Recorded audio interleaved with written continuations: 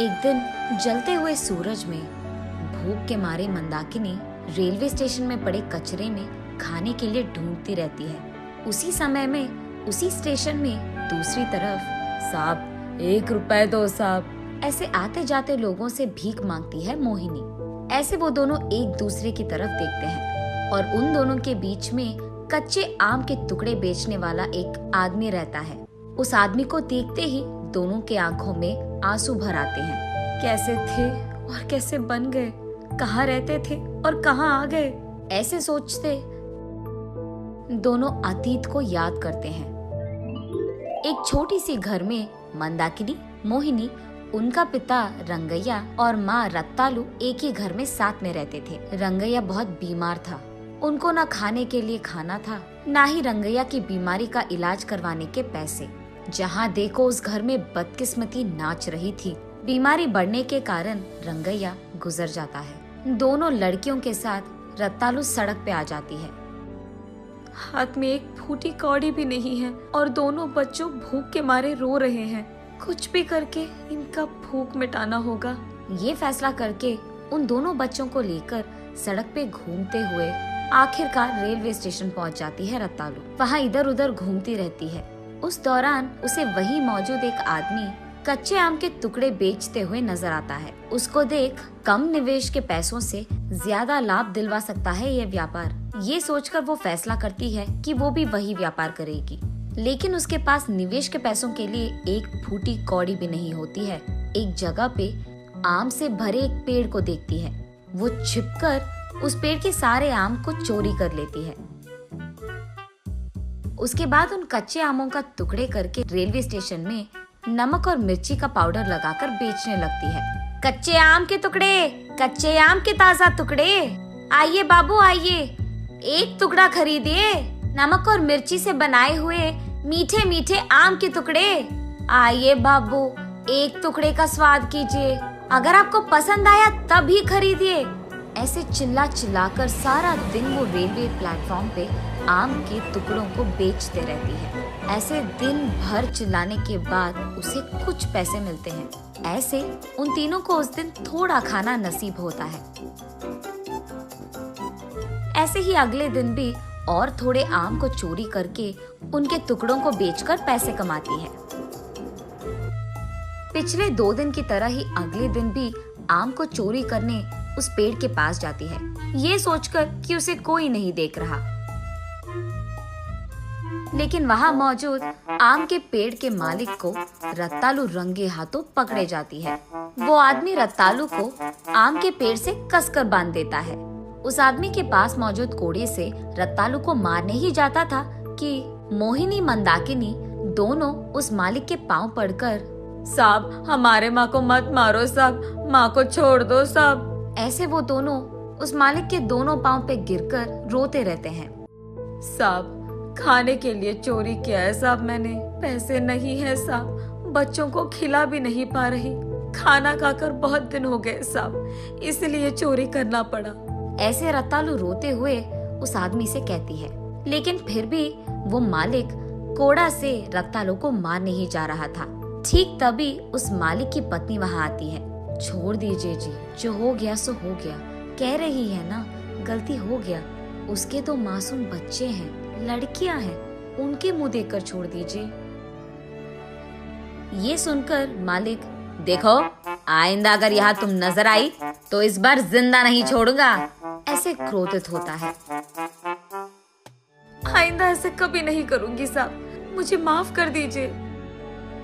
तब वहाँ उसके दोनों बच्चों को लेकर रत्तालू निकलने ही जा रही थी कि मालिक की बीवी वहाँ आकर, ये लो, ये कच्चा आम लेकर जाओ और कभी भी चोरी मत करना, ऐसे कहती है। वो आम लेकर, जी मैम साहब। वहाँ से उस आम को उसके दोनों बच्चों को लेकर रत्तालू घर जाती है। उस पके आम को दोनों में बांटकर खिला देती है रत्तालू। बचे हुए बीज को वो बाहर बरामदे में फेंक देती है। उस रात पूरा वो अपने बच्चों को अपने पास सुलाकर रोते ही रहती है कि उसकी जिंदगी भला ऐसे क्यों हो गया। अगली सुबह जब रत्तालू के बच्चे दोनों बाहर आते हैं, ये देखते हैं कि उनके घर के बरामदे में भरा सा आम का पेड़ था। रातों रात उगे इतनी बड़ी आम के पेड़ को देख दोनों चौंक जाते हैं। वो ये अपने माँ को दिखाकर कुछ देर बाद तीनों होश में आते हैं। खुशी के मारे कुछ पके आम, कुछ कच्चे आम लेकर तीनों उन आमों को रेलवे स्टेशन ले जाकर एक कच्चे आम, एक पके आम और एक कच्चे आम के टुकड़े बेच रहे थे। उस दिन से वो जितने भी आम पेड़ से तोड़ रहे थे उतने ही अगले दिन तक उग रहे थे। ऐसे वो लोग एक साल में सारे गर्मी के मौसम में जितने भी आम आते थे उनको भरपूर बेचते थे। ये करके आए हुए पैसों से वो बाकी सारा साल भी खुशी से जी लेते थे। ऐसे कुछ साल गुजर जाते हैं।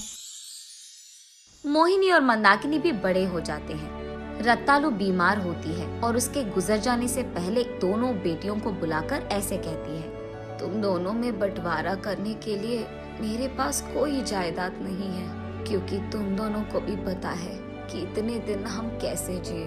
हाँ, अब मेरे पास ज्यादा वक्त नहीं है। अब से तुम दोनों एक दूसरे का सहारा बनो। अब हमारे पास सिर्फ ये घर और हमारे बरामदे की वो आम की पेड़ बचा है। इन सब का इस्तेमाल करके तुम दोनों को जिंदगी में सफल होना होगा। ये कहकर रत्तालू गुजर जाती है। उसके कुछ दिन बाद मोहिनी मंदाकिनी से ऐसे कहती है, माँ की आखिरी इच्छा ये थी कि इस घर और उस पेड़ का इस्तेमाल करके हमें सफल होना है। मैं अपना हिस्सा बेचकर शहर जाना चाहती हूँ। कहो, तुम्हें घर चाहिए कि पेड़? ऐसे कहती है। अगर हमारा आधा आधा हिस्सा है तो दोनों चीजों की आधा हिस्सा मिलनी चाहिए ना। अगर घर एक और पेड़ एक ले लेगा तो वो आधे में बंटवारा कैसे होगा? वैसे इन सबको बेचकर आए हुए पैसों से तुम शहर में कितने ही दिन रह पाओगे?